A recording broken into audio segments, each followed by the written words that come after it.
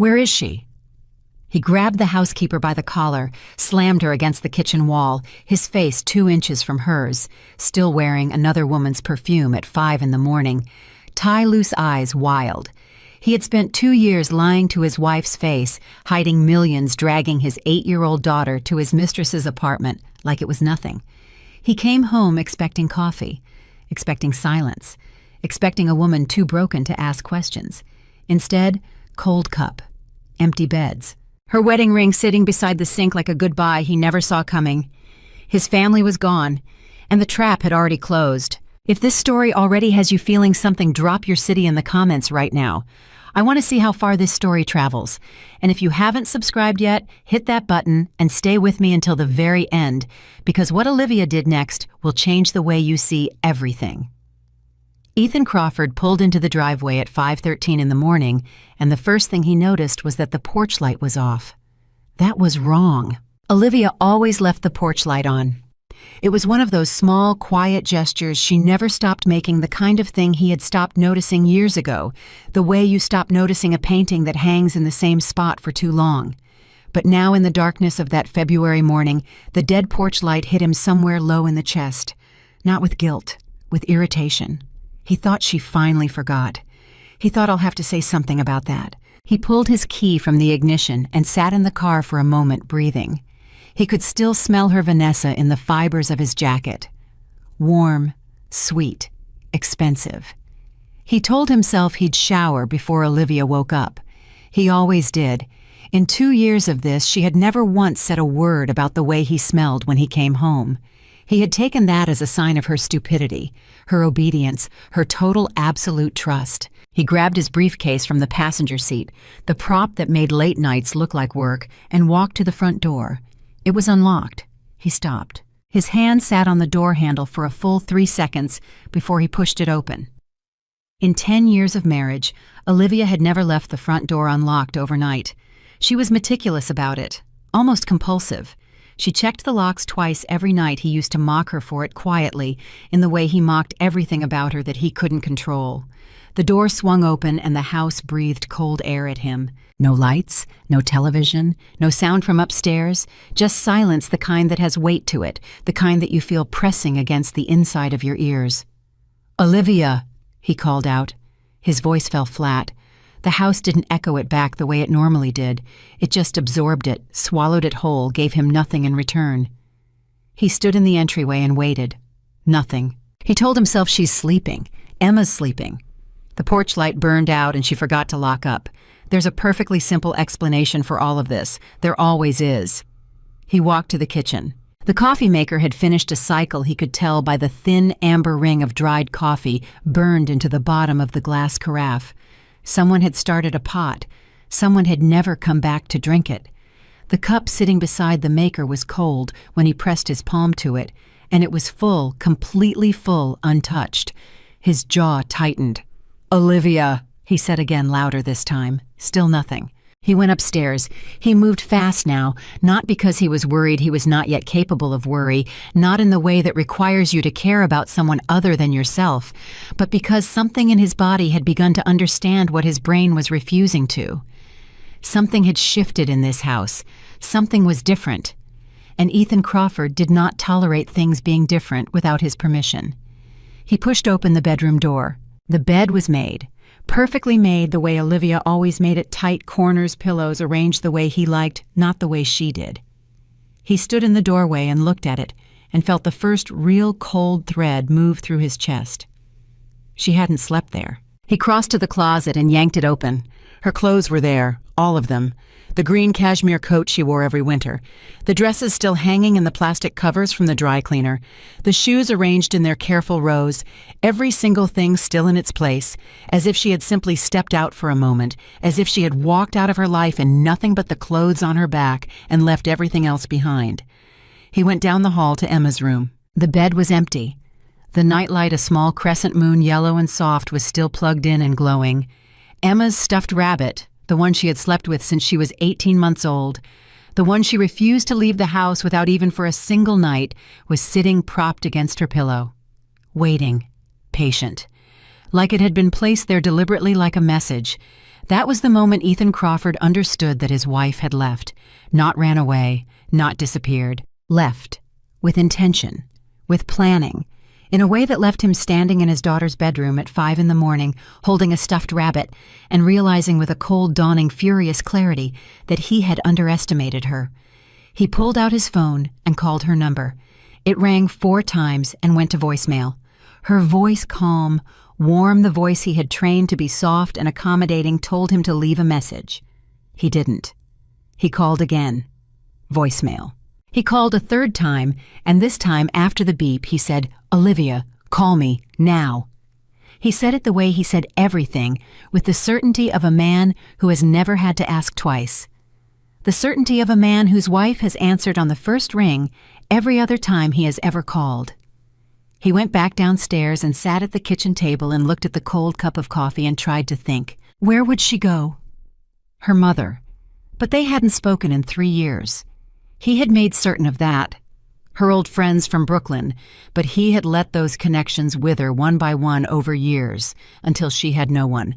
That was the point. That was always the point. An isolated woman is a controllable woman. He had learned that early, and he had applied it with care, and it had worked. He had believed it had worked until this moment. Sitting alone in his kitchen at 5 in the morning, with the smell of another woman's perfume still on his jacket, his phone buzzed. He grabbed it so fast he nearly dropped it. It was a text from his business partner, Marcus Webb. Not Olivia. Marcus, who never texted before 7 in the morning, whose message said only, "Call me when you're up." Important. Ethan stared at the text. Then he put the phone face down on the table. He went upstairs and showered. He dressed. He came back downstairs and made fresh coffee and sat at the kitchen table in his work clothes at 6 in the morning and waited for his wife to come home. She did not come home. By 8 o'clock, he had called her 17 times. By 10 o'clock, he had driven past her mother's building in Astoria and sat outside it for 20 minutes watching the entrance, telling himself he would not go in. He did not go in. He drove home. By noon, he had called Emma's school. They confirmed that Emma had not come in that day and that they had received a message from her mother the previous afternoon explaining that Emma would be absent for a family matter. The word previous afternoon landed in his chest like a stone. Olivia had planned this. She had called the school. She had done this before he even came home, before he even thought to look. He sat in his car in the school parking lot and gripped the steering wheel and tried to understand what was happening to him. This was not how this was supposed to go. He had a plan. He had always had a plan. For 2 years he had been building toward it quietly, carefully, the way he did everything. Shell companies, financial transfers, documents drafted and signed and held in trust. He was going to present Olivia with a post-nuptial agreement within the month. He was going to restructure the finances so thoroughly that by the time she found out what was happening, there would be nothing left to fight for. He was going to leave her on his terms, in his time, in a way that left him whole and left her with nothing. That was the plan. And now she was gone, and the plan felt suddenly thin, like paper held up against fire. He called Marcus. Marcus answered on the second ring, but he didn't say hello. He said, "Where are you?" Ethan stopped. He noticed something in Marcus's voice, a flatness, a careful, deliberate neutrality that was not Marcus's natural register. Marcus was a man of easy warmth, of loud opinions, of laughter that filled conference rooms. This voice was none of those things. "I'm in the car," Ethan said. "What's going on?" "You need to come to the office," Marcus said. "I need to find my wife first." A pause, short. The kind of pause that contains a decision. "Ethan," Marcus said, "come to the office." He drove to the office. The building they shared, Crawford and Webb Capital Partners' 31st floor of a glass tower on Lexington, was a place Ethan had always walked into feeling powerful. He had built this. He had built all of it. From nothing. He liked to say that, liked to believe it, liked the story of himself as a self-made man. He walked into the lobby and rode the elevator up and stepped onto the floor and felt for the first time like a stranger there. Marcus was waiting for him in the conference room. Not in his office, not at his desk in the conference room with the glass walls and the long table and the view of Midtown that Ethan had always found satisfying. But today, the conference room felt different. Today, it felt like a room that had been chosen for a purpose. There was a woman sitting beside Marcus. She was in her late 40s. Dark suit, hair pulled back, no jewelry except a single watch. She had the particular stillness of someone who is very good at their job and has nothing to prove. She looked at Ethan the way a doctor looks at a scan, with professional attention without visible feeling. "Ethan," Marcus said, "this is Diana Cole. She's with the firm's legal counsel." Ethan stood in the doorway. "What is this?" "Sit down," Marcus said. "I'd like to know what this is before I—" "Ethan." Marcus's voice was patient, firm, like a hand pressed flat against a door. "Sit down, please." He sat. He didn't want to. Every instinct in his body told him to stand, to dominate the room the way he always did, to speak first and speak loudest and control the temperature of the conversation. But something about the woman's stillness, about Marcus's flatness, about the manila folders arranged in front of them on the conference table made him sit. "The board met yesterday afternoon," Marcus said. Ethan's head tilted slightly. "Without me." "Without you," Marcus confirmed. "On what basis?" "There are some concerns," the woman Diana said. Her voice was even precise. "Financial irregularities, transfers made from company accounts over the past 18 months, significant transfers in significant amounts routed through a series of holding companies, the beneficial ownership of which," she opened one of the folders, "traces back to a single individual, Vanessa Hale." The name hit the room like a dropped glass. Ethan sat very still. "I don't know what," he started. 47 transfers, Diana said, over 18 months, totaling approximately $4.3 million, routed out of company operating accounts and 2 personal accounts with joint company liability. She turned a page. "Additionally, there is a property, an apartment in Tribeca, purchased 14 months ago under the name of a shell company, Meridian Residential Holdings, LLC, which lists as its sole member a trust whose beneficiary is again Vanessa Hale." Ethan said nothing. He was doing what he always did when cornered, calculating, running numbers, finding exits, except this time the numbers weren't adding up the way they were supposed to, and the exits looked like they were blocked, and he didn't yet know who had blocked them or when or how. "Marcus," he said. He turned to face his partner, his friend of 14 years, his best man at the wedding, the man who had stood beside him at the altar when he married Olivia. "Marcus, you know me. You know this is—" "I found the first transfer 8 months ago," Marcus said quietly. "I didn't say anything. I wanted to believe there was an explanation." He looked at the table. "I gave you 8 months to come to me, Ethan. You didn't come to me. So you went to the board." "I went to the board," Marcus agreed, "last Tuesday." Something cracked very quietly somewhere inside Ethan Crawford's chest. Not remorse, rage. At Marcus for watching, at Diana for naming, at Olivia most of all for choosing today, for vanishing today of all days as if she had known, as if she had timed it. "Your access to company accounts has been suspended pending the investigation," Diana said. She closed the folder. "And I've been instructed to inform you that the board will be filing a formal complaint with the SEC before close of business today. Unless what?" Ethan said. "Unless you choose to cooperate fully with the internal audit and agree to the terms of a structured separation from the firm," she said. "You'd have until Friday." Ethan stood up. He did it slowly, deliberately, the way he did everything, as if the choice to stand were entirely his own, as if he were not being pushed. "I'll need to speak to my attorney," he said. "Of course," Diana said. He looked at Marcus. Marcus met his eyes, and for a long moment, neither of them said anything.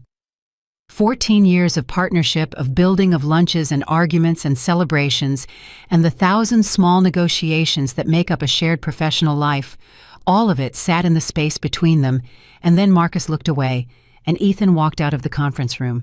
He rode the elevator down alone. He stood on the sidewalk on Lexington and called his attorney a man named Roland Fitch, who had handled his financial restructuring and who had helped draft the post-nuptial agreement Ethan had been planning to present to Olivia.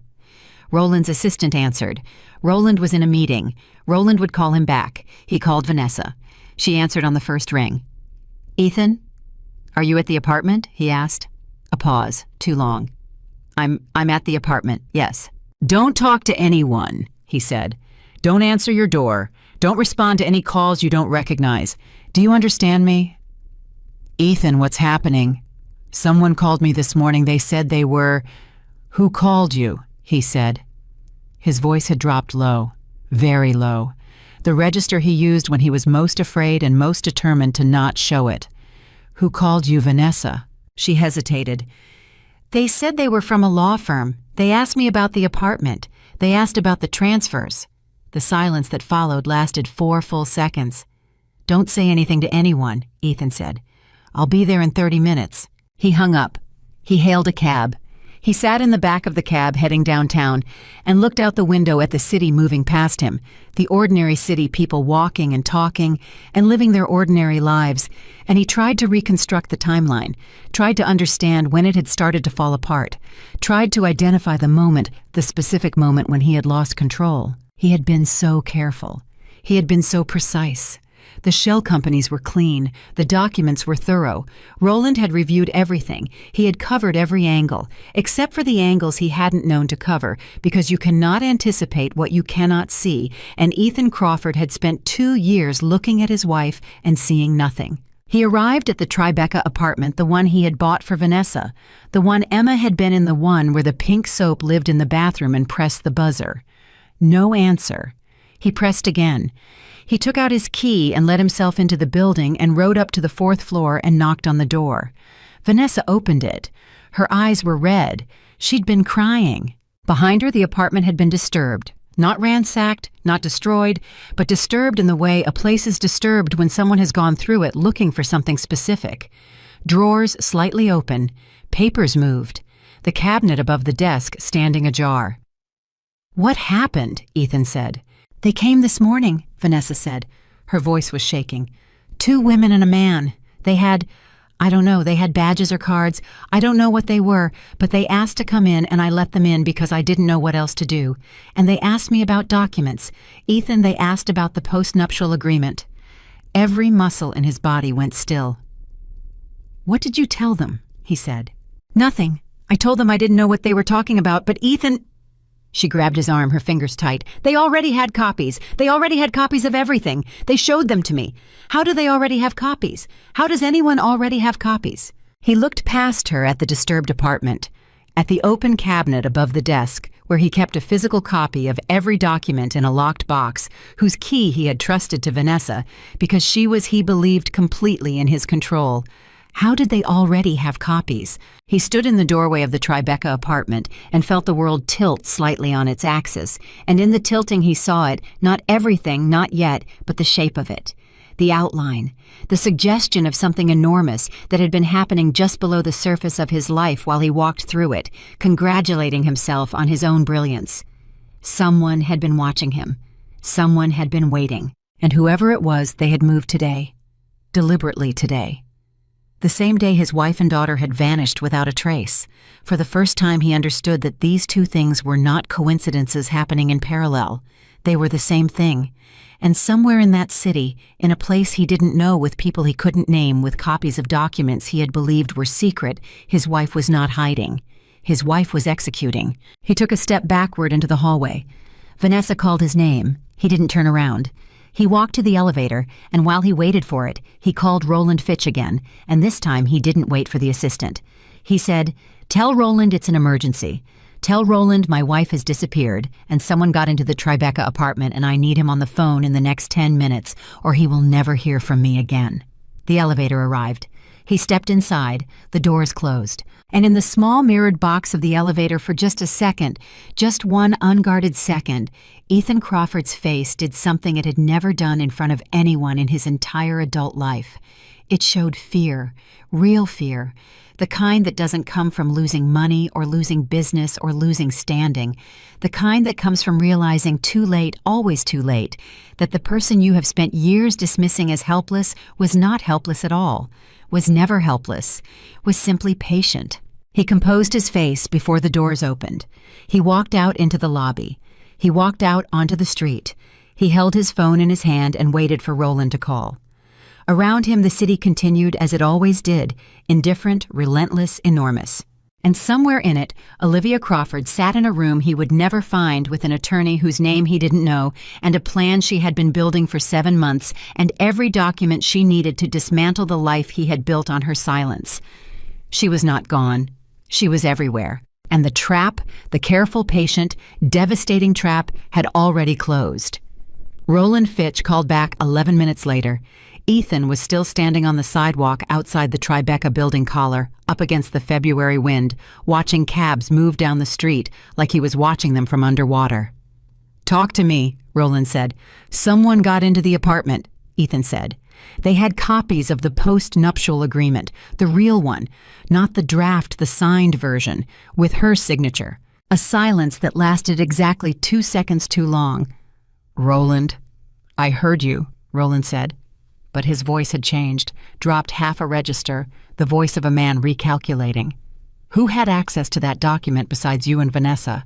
"No one," Ethan said. "No one had access." "Ethan." Roland's voice was careful now, the way a doctor's voice gets careful right before he says something you're not ready to hear. "I need you to think very hard about this, because if someone has a certified copy of that agreement, the signed version, and they're moving today, that means they didn't get it yesterday. They didn't get it last week. They've had it long enough to build around it." Ethan stared at a crack in the sidewalk. "How long?" "Months," Roland said quietly. "We're talking months." The word landed like a fist. He hung up without saying goodbye. He did that sometimes ended calls mid-thought, mid-sentence, because his mind had already moved past the conversation and his body simply followed. He stood on the sidewalk and thought about months. He counted backward. He tried to find the moment, the specific moment when someone had gotten close enough to take something that should have been untouchable. And then, like a key turning in a lock he hadn't known existed, one memory surfaced. October. 7 months ago. He had come home from a weekend in Miami with Vanessa, a trip he had explained to Olivia as a conference, and Olivia had been in the kitchen when he walked in, standing at the counter, her back to him.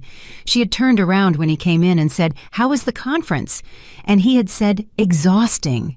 And she had nodded and turned back to what she was doing, and he had thought, as he always thought, that she was satisfied with that the answer was enough, that she always accepted what he gave her. But now, replaying it, he noticed something he hadn't at the time, her hands. She'd been standing at the counter with her hands flat on the surface, very still. Not cooking, not preparing anything, just standing there, waiting. She had known he was coming home. She had been ready. He shook the memory loose and called his personal investigator, a man named Carl Briggs, who had worked for him for 4 years and who had once, at Ethan's quiet request, installed tracking software on Olivia's cell phone. Carl answered immediately. "I need you to find her," Ethan said. "Olivia. She took Emma. She's been gone since last night." "The phone," Carl said. "Try the phone." He heard typing, a pause, more typing. Then Carl said, "The phone is off. Has been off since more typing 11:47 last night." "She turned it off herself." "Or she left it somewhere," Carl said. "Sometimes they leave the phone and take a different one." The simplicity of it hit Ethan like cold water. Of course, she had known about the tracking app. She had known, or she had suspected, and she had planned around it, and she had left the phone behind, probably in the house, probably right there on the counter, like leaving a decoy. Like laying a trail that led nowhere. "Credit cards," Ethan said. "Give me a minute." Carl worked fast. This was what Ethan paid him for. "Last transaction on the joint card was 2 weeks ago, gas station in Westchester. She's been cash only since then." 2 weeks. She'd gone cash only 2 weeks ago. She'd been planning the exit for at least 2 weeks before she made it, maybe longer, and she had done it so carefully, small enough cash withdrawals that he hadn't noticed, spread across enough time that the pattern hadn't registered, that he had seen nothing. He had looked directly at her every single day for 2 weeks and seen absolutely nothing. "Find her," Ethan said. "Whatever it takes, whatever you need. Find her." He went home. The house felt different in daylight. Bigger. Emptier. He walked through it slowly, room by room, looking at things the way you look at things after someone is gone, suddenly seeing them, suddenly noticing the details you absorbed without registering for years. Emma's drawings on the refrigerator held up with magnets, the reading glasses Olivia had left on the end table. A library book 3 weeks overdue sitting on the kitchen counter with a bookmark still in it. He picked up the library book. It was a novel, a thriller, the kind with a woman's silhouette on the cover. He turned it over and read the back without absorbing it and set it back down. Then he noticed the bookmark. It wasn't a real bookmark. It was a folded piece of paper, the corner of something, the torn edge of a receipt or an envelope. He pulled it out and unfolded it. It was blank. He stood in the kitchen holding a blank piece of paper for a full minute before he put it down. He went upstairs to the bedroom and opened Olivia's nightstand drawer. She kept things there: hand cream, lip balm, the small reading light she used when he went to sleep before her. He moved things around, nothing unusual. He checked under the mattress, under the bed. He pulled her suitcases down from the closet shelf and checked inside them. All there, all empty. He went to her desk in the corner of the bedroom, the small writing desk she had kept since before they were married, the one he had always thought was an affectation, a decoration more than a functional piece of furniture. He pulled open the top drawer. Pens, stamps, a checkbook for the household account. He pulled it out and opened it. The register was filled in with her careful, even handwriting. He scanned the entries going backward. Most of it was ordinary. Groceries, Emma's music lessons, the dry cleaner, a donation to the school library fund, the pharmacy. He flipped back further, and then something stopped him. An entry 6 months ago for $340 made out to a name he didn't recognize. The notation in the memo column said simply, "Consultation." He pulled out his phone and searched the name. It was a law firm, small downtown, specialized in family law and asset recovery. He stared at the search results for a long moment and then looked back at the checkbook and kept flipping. 2 months later, another entry. Different firm, same column notation, consultation. Then another one 6 weeks ago, a third firm. She hadn't hired one lawyer, she had consulted 3. He sat on the edge of the bed and pressed his knuckles against his mouth and breathed. His mind was running very fast now, the way it ran when he was working out a complex deal, except this time the complex deal was about him, and the other party had been working on it for 6 months longer than he had known the negotiation existed. His phone rang. He grabbed it. Marcus. He almost didn't answer. He let it ring 3 times 4, and then he picked up. "What?" he said. "The board wants your signature on the cooperation agreement by end of day tomorrow," Marcus said. He sounded tired, flattened. "Diana says if you don't sign, they file with the SEC Friday morning." "Tell Diana to file," Ethan said. He said it flatly because capitulation to pressure was not something he did not, something he was capable of doing, not even now, especially not now.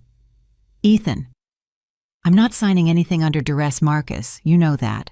"This isn't about principles," Marcus said. "This is about—" He stopped, lowered his voice. "This is about the fact that what they have is real. I've seen it. It's real and it's thorough, and whoever put it together knew what they were doing. This isn't Olivia hiring some divorce attorney and hoping for the best. Whoever is advising her has gone through every account, every transfer, every filing. They have forensic accountants, Ethan.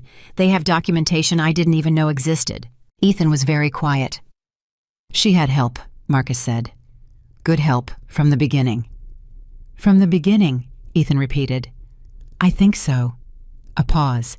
"Ethan, I have to ask you something, and I need you to answer me honestly. Did you know that Olivia's family had money? Her mother, I looked into it this morning. I know I should have done this years ago, but her mother's family has... Her mother is a retired school teacher in Astoria. Ethan said. Her mother's brother, Marcus said carefully, is the founder of a mid-size private equity firm in Connecticut. He died in 2019. He left his estate, which included approximately $11 million in assets in trust. And the primary beneficiary of that trust is Olivia. The world went completely silent. Say that again, Ethan said.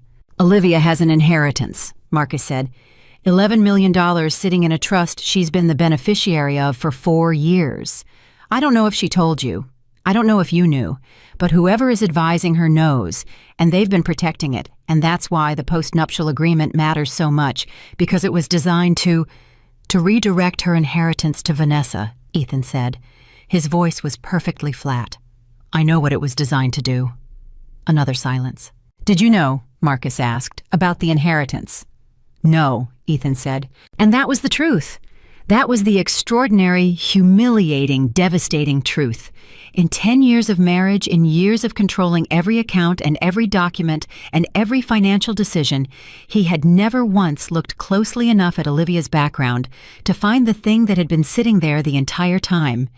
He had assumed she came from nothing because she had never acted like a woman who came from something, because she had been so quiet, so accommodating, so easy to dismiss, so easy to underestimate. He ended the call. He sat on the edge of his bed, and for the first time in 10 years, Ethan Crawford let himself feel something he had no strategy for. Not rage, not calculation.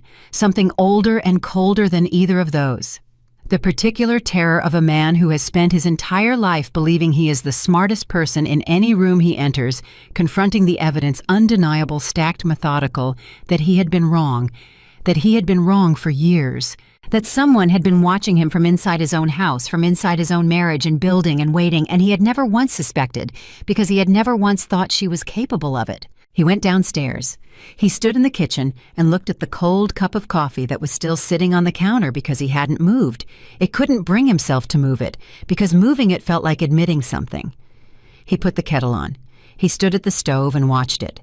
The ordinary mechanics of it, water heating, steam rising, gave him something to look at while his mind worked through what had to come next. He needed to get ahead of this. He called Roland back. The postnuptial agreement, Ethan said before Roland could speak. Is it enforceable? If they have a copy and they can prove the signature is forged. If the signature is forged, it's not just unenforceable, Roland said. It's evidence of fraud. Criminal fraud, Ethan. We're not talking about losing the agreement. We're talking about... I understand what we're talking about, Ethan said. Do you... Because I want to be very clear. If she goes to the DA's... She's not going to the DA, Ethan said. She doesn't have the stomach for it. The silence on Roland's end lasted just long enough to make him uncomfortable. You said that about the lawyers too, Roland said quietly. Months ago, when I asked if she might seek independent counsel, you said she didn't have the stomach for it. He said nothing. Ethan, Roland said, I need you to hear me. Whoever is advising her is very, very good. And if they have what Marcus thinks they have, the transfers, the apartment, the agreement, they are not building toward a negotiation. They are building toward a courtroom. And in a courtroom with this evidence, you are not going to win. Everyone wins in a courtroom with the right attorney, Ethan said. Not against forensic accountants and a forged document with your wife's fake signature, Roland said. Not in Connecticut family court with a judge who will be looking at a man who moved $4 million into his mistress's name while his 8-year-old daughter visited that mistress's apartment. His voice was controlled, but the weight behind it was not. You need to think about a settlement, a real one, something that... I'm not settling, Ethan said. He hung up. He stood in his kitchen with the kettle beginning to whistle, and something happening inside him that he could not name. Not fear. He refused to call it fear, but something adjacent to it, something that lived in the same neighborhood, something that made the walls of the kitchen feel slightly closer than they had been a moment before. His phone buzzed. Unknown number. He almost ignored it. He answered it. Mr. Crawford? A woman's voice. Professional. Measured. My name is Gabriel Reed. I'm an attorney. I represent your wife. He went completely still. She's asked me to contact you, the woman continued, to let you know that she and Emma are safe and that they intend to remain safe and that you should not attempt to locate them. Where is she? Ethan said. "She's somewhere comfortable," Gabriel Reed said. "That's all you need to know.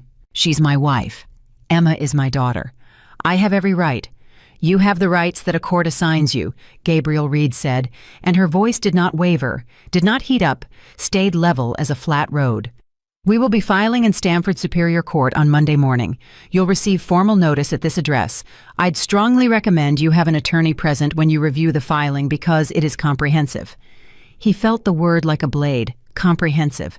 "What are you filing for?" he said. "Divorce," she said. "Full custody of Emma. Recovery of marital assets, including assets fraudulently transferred.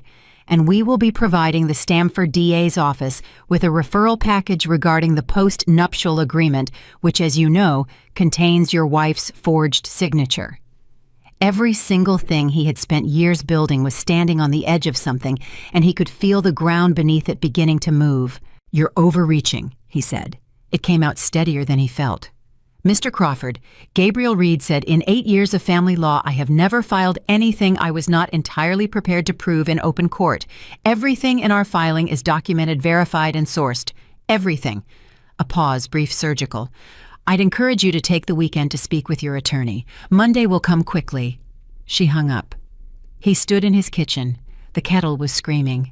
He turned off the burner and looked at the steam rising and dissipating and thought about Olivia, not the Olivia he had managed and controlled and dismissed for 10 years, but this Olivia, the one he was only now beginning to see clearly, the one who had sat across from him at 1,000 dinners and smiled and absorbed and said nothing while building something he hadn't had the vision to imagine. He thought about the checkbook entries, the 3 consultations, the tracking app she had navigated around so cleanly. The phone turned off at 11:47. The cash withdrawals spread thin enough to be invisible. He thought about Emma in that apartment with Vanessa. The pink soap. The one sentence from an 8-year-old that had shattered everything. "Daddy's friend has pink soap in her bathroom." He had never considered Emma. Not really. He had considered Emma as leverage, as a variable in the calculation, as something that could be used if negotiations got difficult. But he had never considered what Emma saw, what Emma heard, what Emma told her mother in the quiet of a bedtime routine with the yellow crescent moon nightlight glowing and the stuffed rabbit tucked under one arm. His daughter had watched everything. His daughter had been the witness he hadn't accounted for. His phone buzzed again. Carl Briggs. "I found something," Carl said. "Not her location, not yet, but something. The housekeeper. The one you called this morning. She gave notice last week, Thursday. She called an agency and gave her 2-week notice, and then she called a second number, a cell unregistered, and spoke for about 8 minutes. Ethan's jaw tightened. The housekeeper. "She's been in the house 5 years, Carl said. Knows the layout, knows the routine, knows your schedule." A pause. "The unregistered cell she called, I can't get a name, but the call was routed through a relay service, the kind attorneys use for client communication." She had turned the housekeeper. Ethan pressed the heels of his hands against the kitchen counter and closed his eyes for 3 seconds. In those 3 seconds he saw it all, not the plan, not the specific mechanics, but the scope of it, the patience of it, the number of people involved, the housekeeper, the attorneys, the forensic accountants. His own business partner who had sat on evidence for 8 months, who had given him 8 months to confess and come clean, who had gone to the board only when it was clear that Ethan Crawford was never going to stop. She had built a coalition, quietly, invisibly. From inside a life he had shrunk down to almost nothing, from inside a marriage he had hollowed out. She had reached outward carefully, strategically, and found every person who had reason to want him accountable, and she had organized them, and she had timed it. This was not a woman running away. This was a woman who had spent 7 months constructing the most precise, most devastating response she was capable of, and then executed it on a timeline so exact that by the time he came home from his mistress's apartment at 5 in the morning, it was already complete. He was not the hunter. He had never been the hunter. He opened his eyes. He looked at the cold cup of coffee still sitting untouched on the counter. And for the first time in the entire day, Ethan Crawford did not think about strategy or litigation or forensic accountants or SEC filings. He thought about something much smaller and much more real. He thought about the night Emma was born, a Tuesday in April 8 years ago, rain on the hospital windows, and Olivia had looked up at him from the hospital bed with her hair damp and her face exhausted and said, "She looks like you. I hope she has your confidence." And he had taken that as a compliment. He had filed it away as evidence that Olivia admired him, that she had chosen correctly in choosing him. He had never once considered that she might have said it with her eyes open, that she might have looked at him on that day and already begun to understand exactly what she had married. He picked up his phone and called his attorney.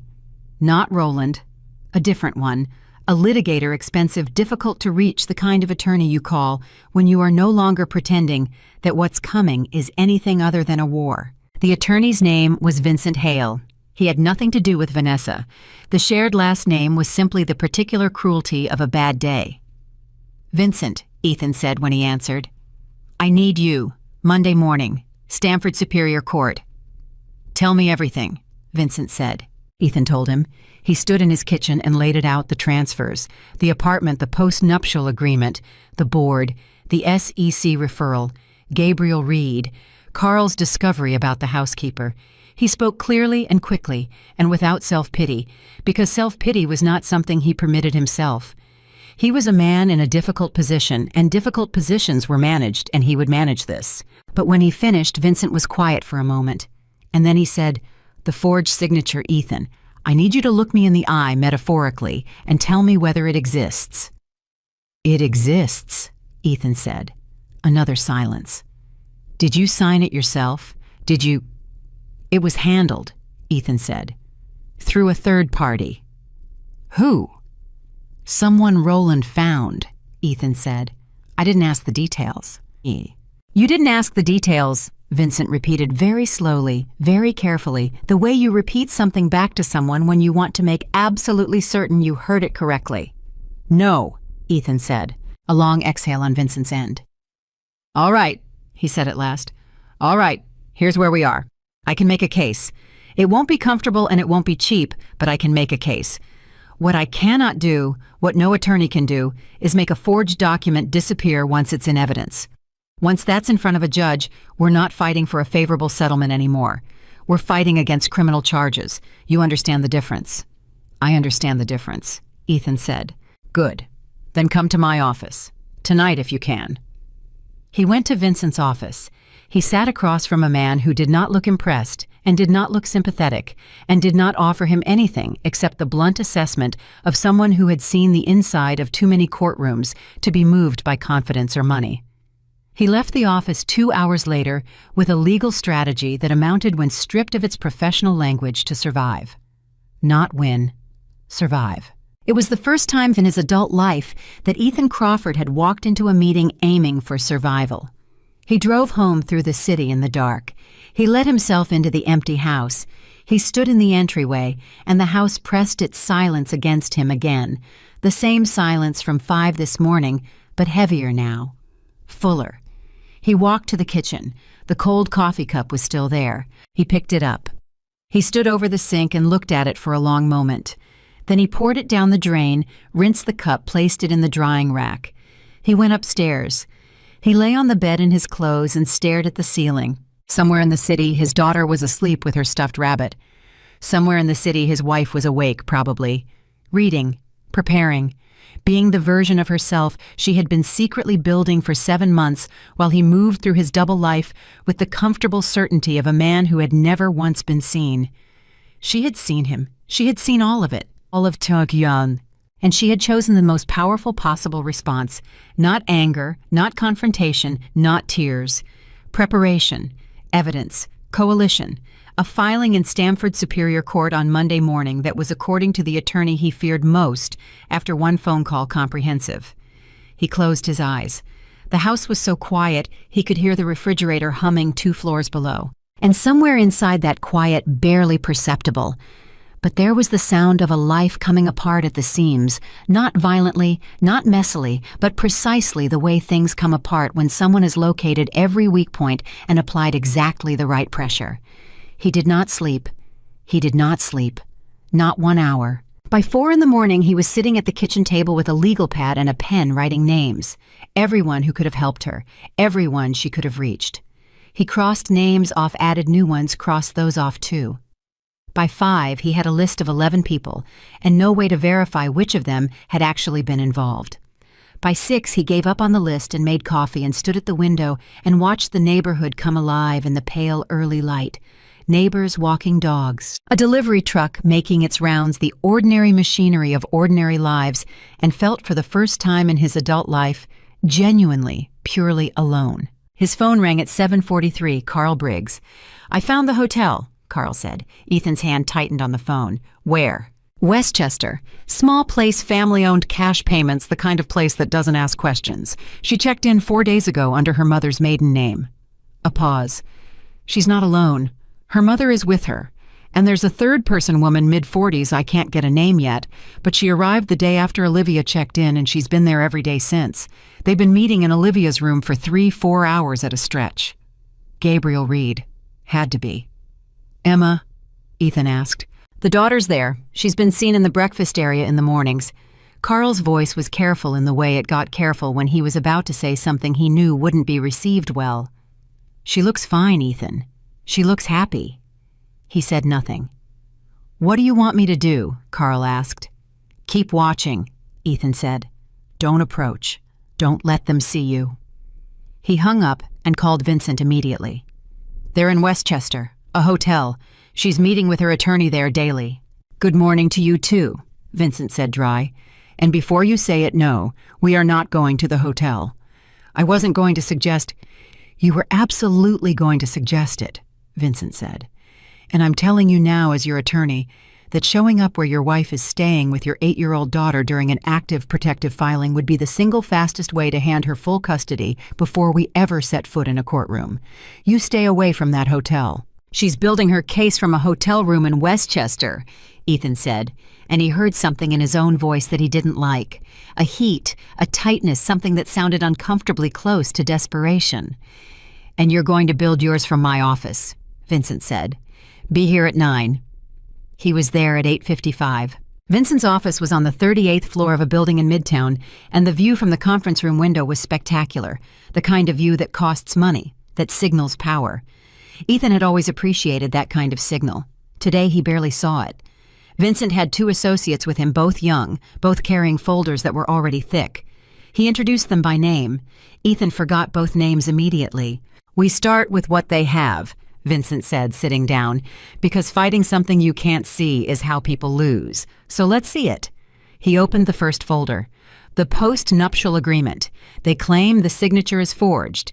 Is there any world in which it isn't? Any world in which Olivia signed something and forgot, or signed something she didn't understand?" "No," Ethan said. "Then that's criminal exposure. We'll address it, but not by running from it. By context." Vincent tapped the folder. "The transfers to Vanessa Hale, $4.3 million over 18 months. What's the legitimate business justification for any of those?"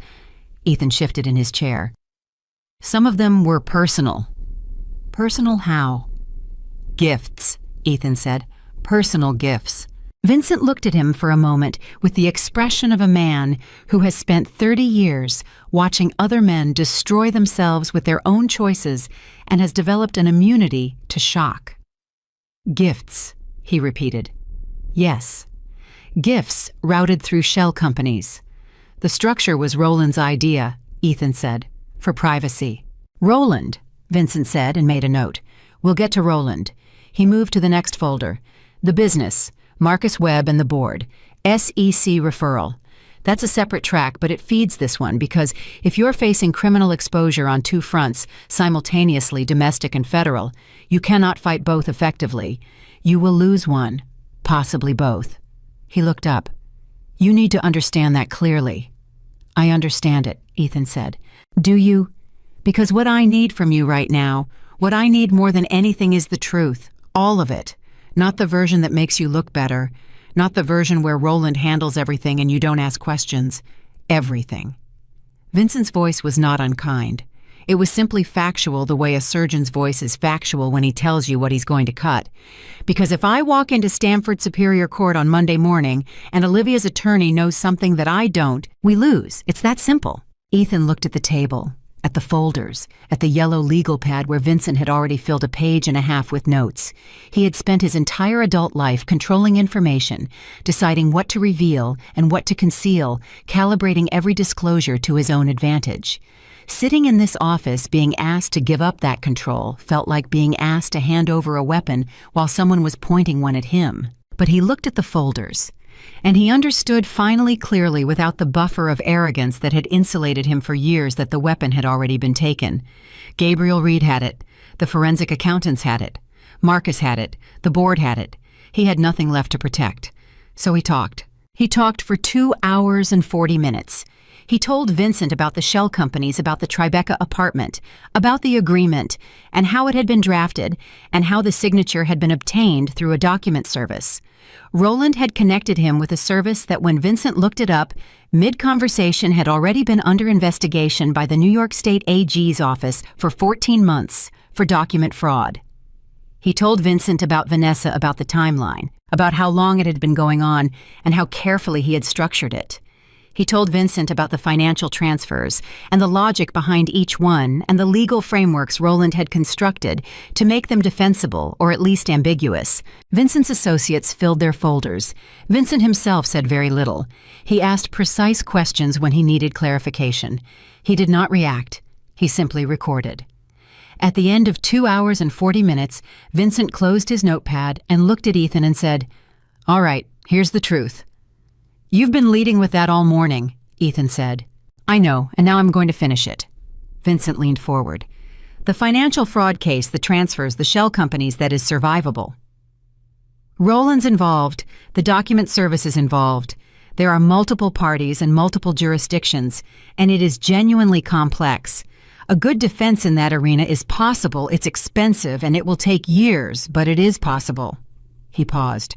"The forged signature is not survivable in a family court context, not with the evidence they have, not with a judge who will look at that document and know immediately what it means." Another pause.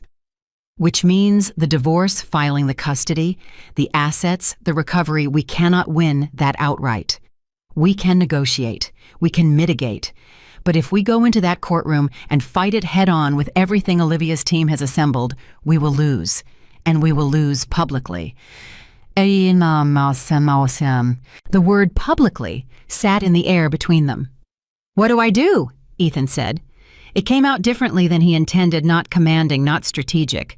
Just the words of a man who had run out of moves and knew it. "You make a decision," Vincent said. "Before Monday, you decide whether this becomes a negotiation or a war. Because if it's a war, I will fight it. That's what you're paying me for, but I will not lie to you about the outcome." He looked Ethan directly in the eye. "And if it's a negotiation, you need to come to the table with something real, not a token, not a delay tactic, something real that Gabriel Reed can take to her client and say, this is worth considering." Ethan sat with that. He sat with it the way you sit with a diagnosis, not accepting it, not rejecting it, just holding it while your entire body tries to understand what it means. "Give me the weekend," he said. "You have it," Vincent said. "But Monday is Monday." He left the office. He stood on the sidewalk in Midtown on a Saturday morning in February, and the city moved around him with complete indifference, and he thought about what it would mean to negotiate. To sit across a table from Gabriel Reed and admit implicitly that the documents were real and the evidence was solid, and the woman he had spent 10 years treating as an extension of his own convenience had built something he could not dismantle. His phone buzzed. Vanessa. He stared at her name on the screen for 4 full seconds before he answered. "Ethan." Her voice was different today, thinner, less warm. "I spoke to an attorney this morning." "Your own attorney," he said. Not a question. "My own attorney, yes," she said. She said that I could be named as a party in the fraud case, that the transfers into my name, the apartment, she said I could be held liable." A pause. "She said I need to cooperate with Olivia's legal team if I want to protect myself." The silence that followed lasted exactly long enough to be its own answer. "Ethan," Vanessa said, and her voice cracked slightly, just slightly at the edge of the word. Tell me what to do. He thought about that. He thought about what it meant Vanessa, who had been the centerpiece of his private life for 2 years, who had taken his gifts and his attention and his carefully managed affection, now sitting in a lawyer's office, being told she was a liability. He thought about what she knew, what she had seen, what she could say under oath about the documents about the apartment, about the conversations they had had in which he had explained the plan, his careful, comprehensive plan in enough detail that she could, if she chose to hand it to Gabriel Reed on a silver platter. Get a good attorney? He said. That's it. Her voice sharpened. That's all you, Ethan. I've given you 2 years. 2 years of, I know, he said. Get a good attorney, Vanessa. He hung up. He knew as he put the phone in his pocket that she would cooperate. Of course she would. She had her own survival to consider, and her own survival and his were no longer the same thing. They had probably never been the same thing. He had simply been too comfortable in his own certainty to notice. He took a cab home. He sat in the back and looked out the window and counted the things he had left. The house, possibly. Some portion of the assets, depending on what the forensic accountants had traced and what hadn't been fully restructured yet. His reputation in tatters, but not entirely gone, not yet. Emma with some form of visitation, probably if he negotiated rather than fought.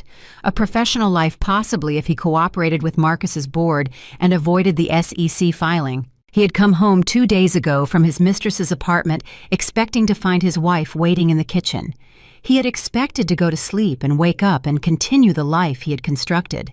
He had expected, as he always expected, that everything would remain exactly as he had arranged it. Instead, he had found a cold cup of coffee and an empty house, and the dawning understanding that the person he had dismissed most completely in his life had spent the past 7 months taking everything apart.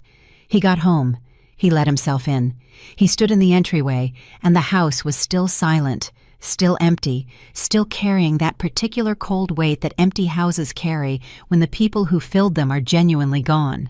He went to his office, his home office, where he did his real work, the work he didn't talk about in the Crawford and Webb conference rooms. He sat at his desk. He opened his laptop. He stared at the screen for a long moment, and then he closed it. He picked up the phone and called Marcus. Marcus answered. He always answered. Even now, even in the middle of all of this, Marcus answered. I want to talk, Ethan said. Not about the board, not about the filing. I want to talk. A long pause on Marcus's end, long enough that Ethan thought he might hang up. Then, come over, Marcus said. He drove to Marcus's house in Greenwich, a house he had been to hundreds of times, dinners, holidays, the kind of easy social intimacy that builds over years of partnership. He pulled into the driveway, and Marcus was already at the door holding it open, and for a moment, just a moment, they were just 2 men who had built something together standing on either side of a threshold before everything that was happening descended again. They sat in Marcus's kitchen. Marcus put coffee in front of him. He didn't offer anything else, and Ethan didn't ask for anything else. 8 months, Ethan said. You sat on it for 8 months. I did, Marcus said. Why? Marcus looked at his coffee cup. Because I kept thinking you'd stop. I kept thinking there was a version of this where you came to me and said it had gotten out of hand and you needed to unwind it. I kept waiting for that conversation. He looked up. It never came. No, Ethan said. It didn't. Why? Marcus asked. And there was something in the question. Not anger, not accusation, but something genuinely curious, genuinely baffled. As if, after 14 years, he still could not locate the mechanism inside Ethan Crawford that had produced all of this. Why Ethan? You had everything. The business was good. Your family. Olivia she's a good woman. Emma is a wonderful kid. Why wasn't that enough? Ethan sat with the question. He was not a man who examined his own motives with any great regularity. It was not a practice he found useful. But sitting in Marcus's kitchen at noon on a Saturday with the legal pad from last night, and the folder from Vincent's office, and Carl Briggs's report, and Vanessa's cracking voice all stacked up inside him, he tried. I don't know, he said at last. Marcus looked at him for a moment. Then he nodded slowly, as if that answer, the admission of not knowing, was somehow more honest than anything else Ethan had said in years. "The board will accept the cooperation agreement," Marcus said quietly. "If you sign by Monday, the SEC referral gets pulled, the internal audit runs its course, you cooperate fully, and we restructure your position." He paused. "You won't be managing partner anymore, but you won't be facing federal charges." "And us?" Ethan asked. "The partnership." Marcus looked at his hands. "I don't know," he said. "I honestly don't know." Ethan nodded. He picked up the coffee Marcus had put in front of him and drank it, and it was good. Marcus always made good coffee. Had always made good coffee. This was something Ethan had relied on for 14 years without ever once saying thank you for it. He drove home. He sat in his car in his driveway for a few minutes, looking at his house, the house he and Olivia had bought together 9 years ago, the house Emma had grown up in, the house he had left and returned to 10,000 times without ever really seeing it. The porch light was still off. He had not replaced the bulb. It hadn't occurred to him to replace it. He went inside. He went to the kitchen. He looked at the drying rack where the cold coffee cup still sat rinsed and upright. He picked up his phone and for the first time since she vanished called Gabriel Reed directly. She answered on the second ring. "Mr. Crawford?" "I want to talk settlement," he said. A pause, very brief, professional. "I'll relay that to my client," she said. "When?" he asked. "When I speak to her," she said. "I'll be in touch." And she hung up unhurried, without ceremony, without any of the theatrical satisfaction he might have expected from an attorney who had spent weeks building a case toward exactly this moment. He put the phone down. He stood in the kitchen of his empty house and understood fully and without softening what had happened. Not just in the last 2 days, in the last 10 years. He had spent a decade treating his marriage as a structure. He controlled his wife as a component of that structure, his daughter as a variable, his business as an extension of his ego, and every person around him as either useful or irrelevant. He had built a perfect self-contained system in which he was always at the center, always in control, always the one who determined the terms. And Olivia, from somewhere inside that system, from somewhere inside the silence he had trained her into, had watched him, had studied him, had learned every mechanism and every weakness and every gap, and had built patiently and invisibly the exact instrument required to dismantle it. Not out of rage. He understood that now. Not even out of heartbreak. Out of something colder and more purposeful. Out of the particular clarity that comes to a person when they stop being afraid of the thing they've been afraid of and realize they have been more capable than anyone, including themselves, ever let them believe. His phone rang. Gabriel Reed. He answered immediately. "My client is willing to discuss settlement terms," she said. "She has one condition before we begin." "What condition?" Ethan said. "You do not attempt to contact her directly," Gabriel Reed said. "Not by phone, not in person. All communication goes through me. She is willing to discuss. She is not willing to sit across a table from you until there is a framework in place." A pause. "Those are her terms for beginning." "Fine," he said. "Good," she said. "Monday afternoon, my office, 4 o'clock. She gave him the address. He wrote it down on the legal pad that still sat on the kitchen table. He looked at what he'd written, and then he put the pen down. Monday morning, she would file. Monday afternoon, he would sit across a table from her attorney and begin the slow, humiliating, necessary process of giving back what he had taken. Not all of it willingly, not all of it without resistance, but enough. Enough to avoid the courtroom. Enough to not stand in front of a judge with a forged document and evidence, and his business partner testifying against him, and his daughter's memories of a woman's pink soap in a bathroom being entered into the record of a family court proceeding. He walked upstairs. He changed out of the suit he'd been wearing since Friday morning. He put on ordinary clothes, jeans, a sweater, the kind of clothes he wore when there was no one to perform for. He came back downstairs and stood in Emma's doorway and looked at the empty bed and the yellow crescent moon nightlight and the stuffed rabbit sitting patient and upright against the pillow. He crossed the room. He picked up the rabbit. It was worn soft from years of Emma's handling. The ears faded, the stitching at one seam slightly loose. He held it for a moment, just held it the way you hold something small and fragile when the large things have gotten out of your hands entirely. He put it back exactly where Olivia had left it. He didn't know standing there in his daughter's room on a Saturday afternoon how it would resolve. He didn't know what terms Gabriel Reed would put on the table Monday or how close to those terms he would eventually settle. He didn't know what the board's audit would uncover or how long the business restructuring would take or whether Marcus Webb would ever look at him again the way he used to, with the simple, unquestioning regard of a trusted friend. What he knew was this: somewhere in Westchester, in a hotel room paid for in cash, under a name he hadn't known to look for his wife, was sitting with her attorney and her mother and her daughter, and she was not afraid. She had not been afraid for 7 months, and she was just getting started. Monday came the way Mondays do, without warning, without mercy, exactly on schedule. Ethan was up at 5. He had slept maybe 3 hours broken shallow sleep that left him more tired than waking would have. He showered and dressed and sat at the kitchen table with coffee he didn't drink and his legal pad full of notes he had already memorized, and looked at the clock the way a man looks at a clock when he knows what's coming and cannot stop it. At 9:15, Gabriel Reed filed in Stamford Superior Court. Vincent called him at 9:22.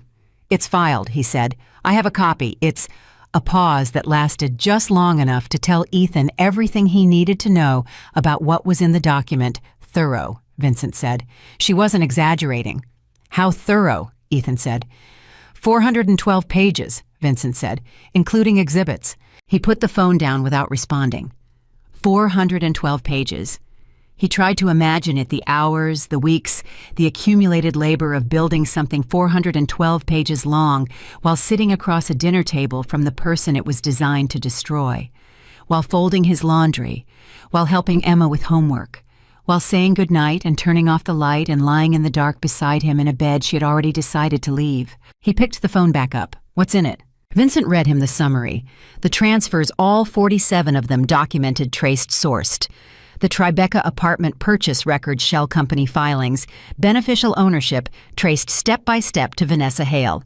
The post-nuptial agreement, a forensic document analysis, confirming with 94% certainty that Olivia's signature was not her own.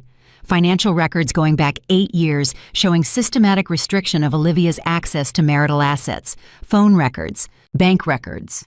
The tracking application installed on her phone without her knowledge or consent. 3 witness declarations, one from Ethan's own housekeeper, one from a neighbor who had seen Ethan arrive home at irregular hours, and one from a woman named Dr. Patricia Wynn, a licensed psychologist who had apparently been meeting with Olivia for the past 5 months, and whose declaration described in clinical, precise, devastating language the psychological effects of coercive control. Coercive control. The phrase landed in his chest like something physical. "There's one more thing," Vincent said, "and I want you to hear this clearly." "Say it," Ethan said. "Marcus Webb has submitted a voluntary declaration," Vincent said. "He is not being compelled. He volunteered.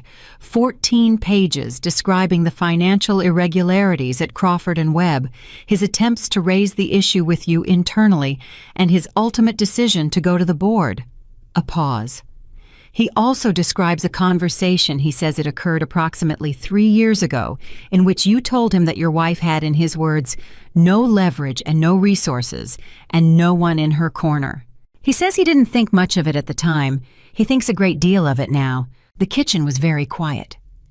"Ethan," Vincent said, "we need to talk about today's meeting, 4 o'clock. "I'll be there," Ethan said. He spent the morning at Vincent's office going through the filing page by page.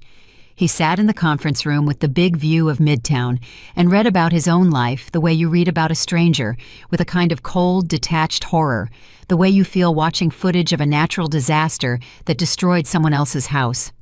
Except it was his house.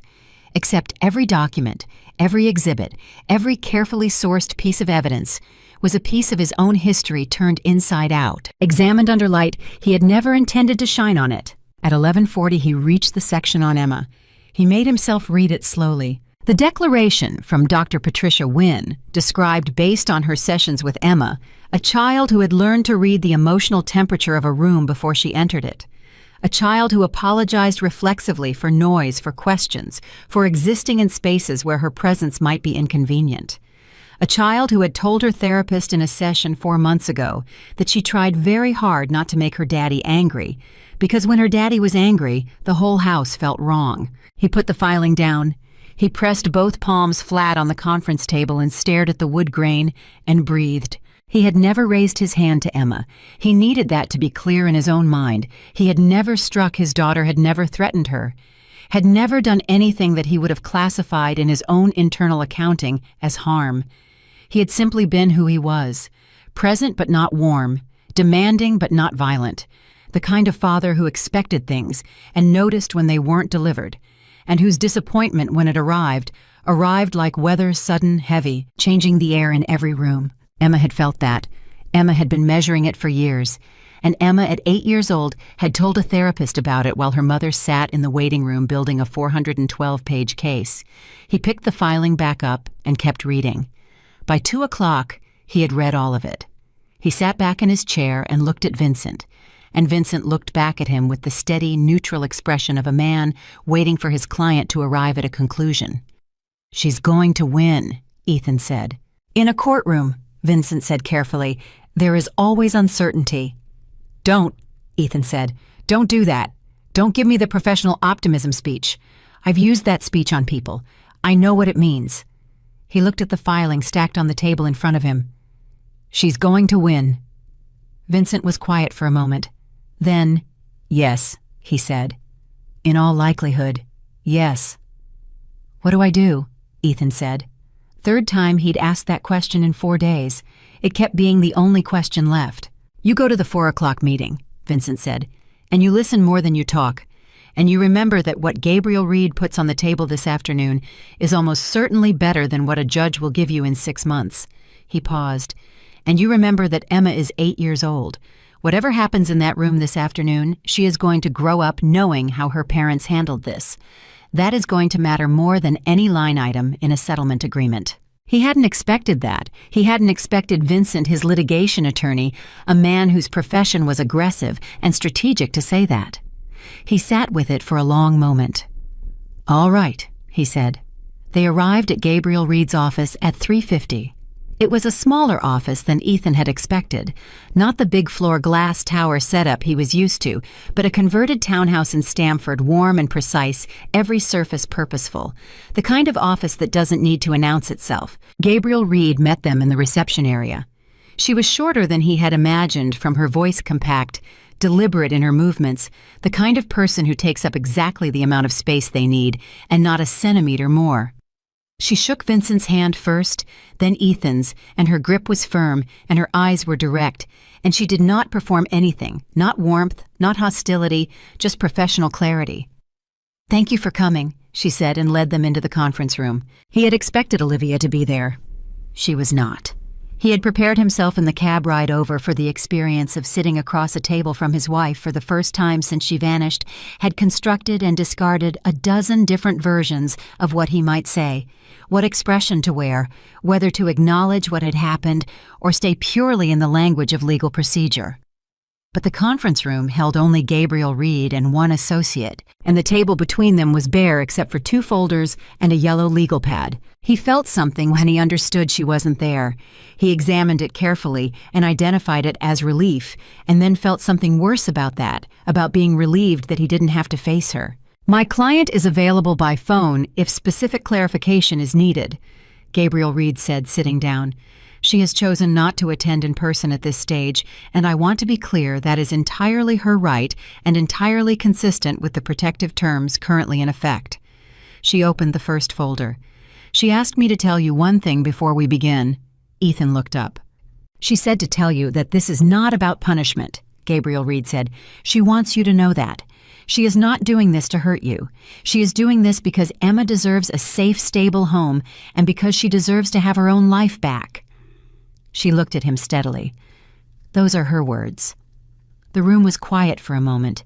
Then Ethan said, "All right." Gabriel Reed opened the folder. She laid out the terms methodically, not aggressively, not with theatrical flourish, just clearly and specifically the way you present something you have prepared carefully and believe in completely. Full legal and physical custody of Emma to Olivia, with structured visitation for Ethan, contingent on completion of a court-approved parenting program.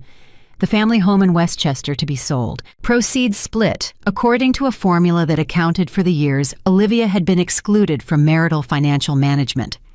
Recovery of the fraudulently transferred assets, the $4.3 million, returned to the marital estate and divided. The Tribeca apartment relinquished. Spousal support for 7 years, reflecting the years Olivia had been kept from her career, and Olivia's trust, the $11 million inheritance declared separate property, fully insulated, entirely hers. Vincent made notes. Ethan sat and listened, the way Gabriel Reed had told him to, the way Vincent had told him to. He did not interrupt. He did not counter. He listened to the shape of it, to the contours of what Olivia had decided she needed to start over, what she needed for Emma, what she needed to feel that the years had not been entirely stolen from her. It was he noticed, not maximalist. She was not trying to take everything. She was taking what was hers and what was Emma's, and she was leaving him enough to stand on barely, but enough. That more than anything else told him something about the kind of person she was, the kind of person she had always been, and that he had never looked at closely enough to see. When Gabriel Reed finished, Vincent leaned over and said quietly, "Give me 20 minutes with my client." Reed nodded and took her associate out of the room. Vincent turned to Ethan. "Well," he said, "the custody terms," Ethan said, "the parenting program. Standard in cases involving coercive control findings," Vincent said. "It's not punitive, it's procedural." "I know what it is," Ethan said. He stopped. "I'm not going to fight the custody. Emma should be with her mother." He said it and felt the truth of it sitting solid in his chest, not comfortable, but solid, real. The asset recovery, the $4.3 million. Can we structure the return over time? Cash flow is going to be, "I'll ask," Vincent said. "That's negotiable. The principle isn't, but the structure might be." "The spousal support term," Ethan said. 7 years. "She gave up her career," Vincent said simply. 7 years is defensible. A judge might give her 10. He looked at the table. "Fine," he said. 7 years. Vincent looked at him for a moment with an expression that was not quite surprise and not quite respect, but something in between. "All right," he said. "Let me talk to Reed." The negotiation that followed lasted 2 hours and 40 minutes. It was from the outside probably not dramatic. 2 attorneys, a conference table, folders of documents, careful language about structures and timelines and conditions. But inside it, Ethan sat with his hands flat on the table and watched his life be redistributed piece by piece and felt something he had not expected to feel. Not relief, not grief exactly, something quieter than both. The particular sensation of a very long tension finally releasing the kind of tension you've held so long, you stopped feeling it as tension and started feeling it as the ordinary state of being alive. At 6:47, Vincent turned to him and said, "We have a framework." He nodded. "I need to go over the key points," Vincent started. "I heard all of it," Ethan said. "I'll sign." Vincent paused. "Ethan, this is not a decision to make in the room. Take tonight, review it, sleep on it." "I don't need to sleep on it," Ethan said. "I've had 4 nights of not sleeping on things. I've been in my own head for 4 days, and I'm not finding anything in there that changes the fundamental reality of what she built and what I did." He looked at Vincent. "I'll sign." Gabriel Reed came back into the room. Vincent told her they had agreement in principle on the framework subject to formal drafting and review. Reed nodded and made a note and then looked at Ethan directly for the first time since they'd sat down.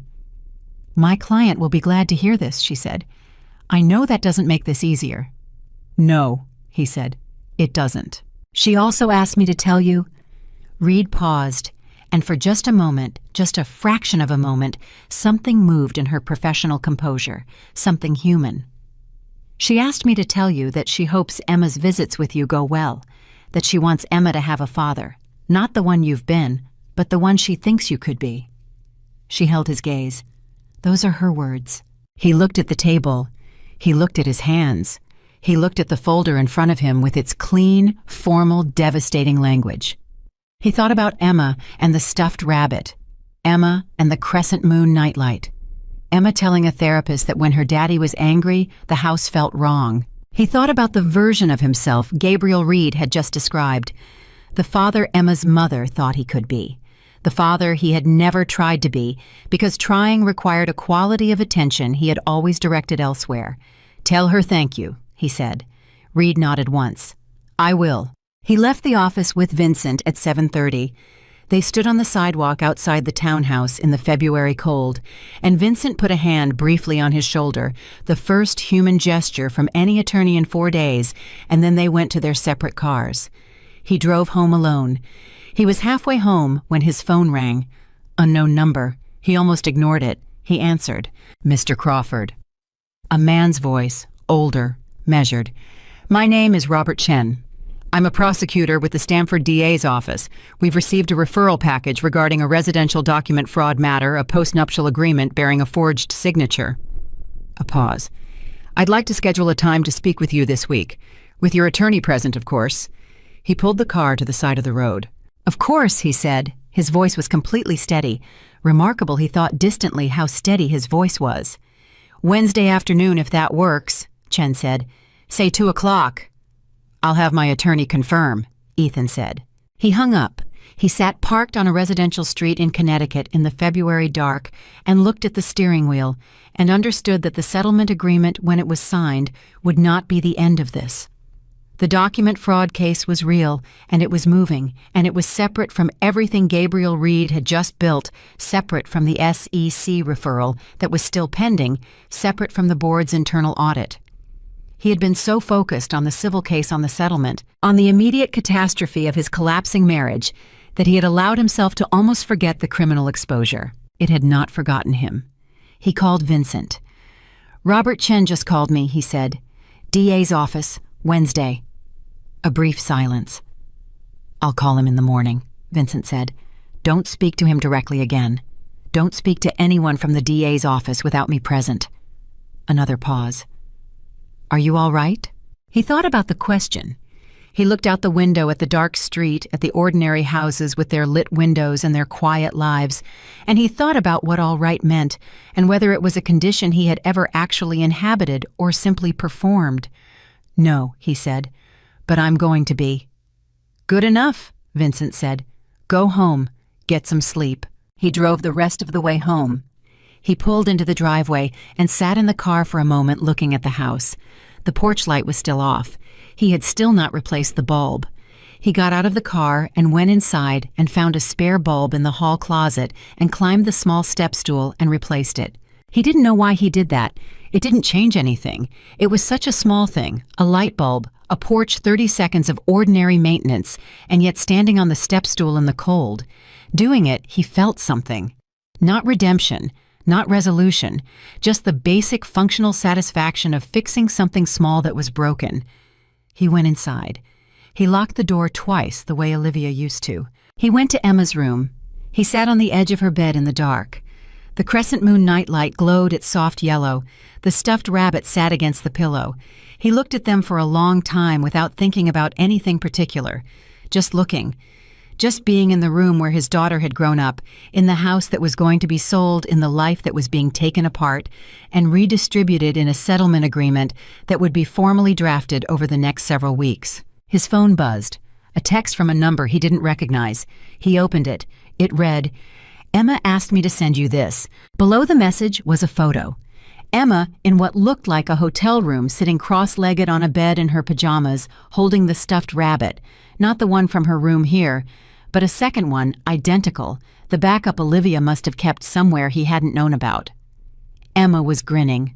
Genuinely, fully, completely grinning the way children grin when they are simply and purely happy and have no reason to perform anything for anyone.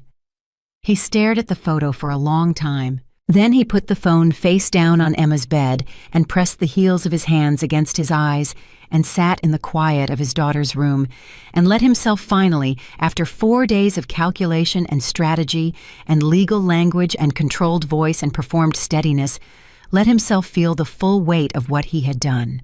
Not to Olivia, to Emma, to the small person who had measured the emotional temperature of rooms before she entered them and apologized for existing and learned, somewhere along the way, to be afraid of the sound of her father's displeasure. He had done that, Not with violence, not with anything he had ever labeled as harm in his own accounting. Just with who he was day after day, year after year, in the house where a child was watching. He sat with it. He didn't try to manage it or minimize it or root around it. He just sat with it in the dark, with the yellow crescent moon glowing, and the second stuffed rabbit in a photo on his phone, and the first one sitting patient beside him on the pillow. After a long time, he picked up the phone and looked at the photo again. He typed back to the unknown number. "Tell her. I'm glad she has Bunny. Tell her I love her." He put the phone down and waited. 3 minutes later, a reply. "She says she knows." He looked at those 3 words for a long time. She says she knows. 8 years old. Already carrying the knowledge that her father loved her, not because he had shown it well, not because he had been the father she needed, but because she was 8.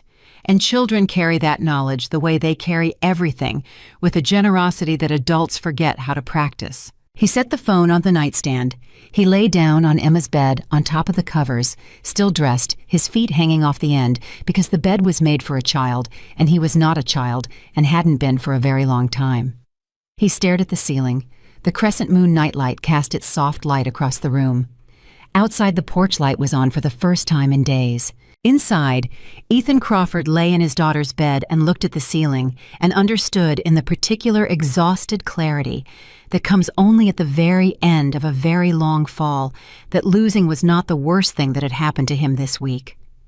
The worst thing was understanding finally and completely, and without the buffer of arrogance, what he had chosen to be, for 10 years, in this house, to these people. And the only remaining question, the question that would take years, not days, to answer, was whether he was capable of choosing differently. Somewhere in Westchester, a woman who had spent 7 months building the most precise instrument of her own liberation was sitting with her mother and her daughter and her second stuffed rabbit, and she was not thinking about Ethan Crawford. She was thinking about Monday, not the Monday that had just happened, the next Monday. And the one after that. The Mondays of a life she was finally completely, entirely her own.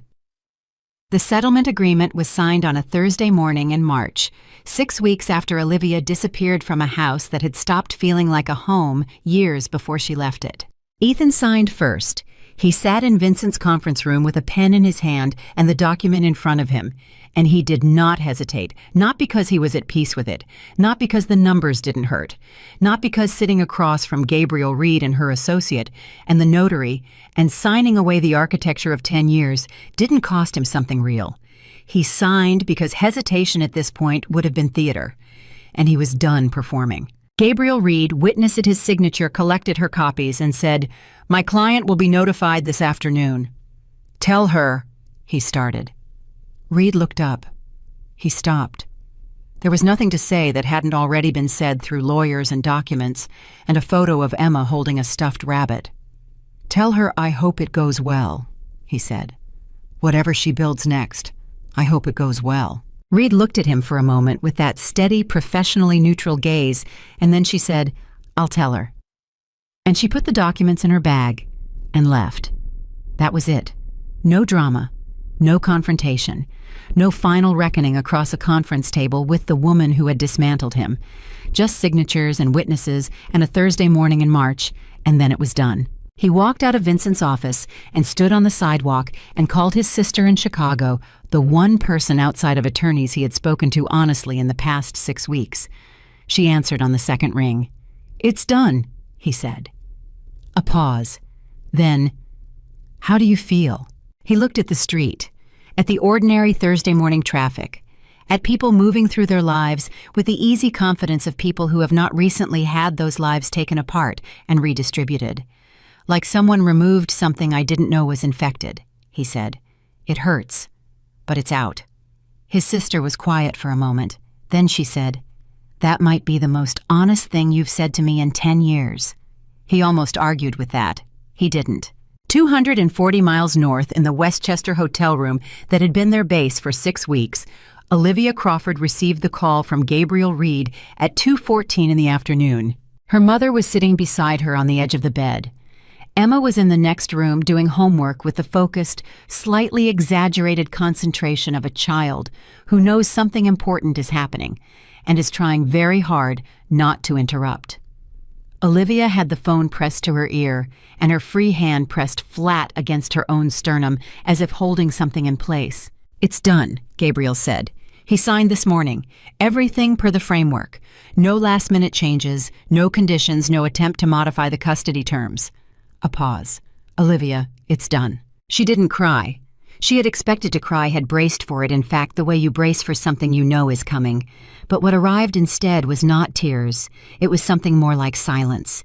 An internal silence, deep and sudden and clean, like a sound she'd been hearing for so long. She'd stopped registering it as a sound, and now without it she could finally hear the quiet underneath. Her mother put a hand over hers.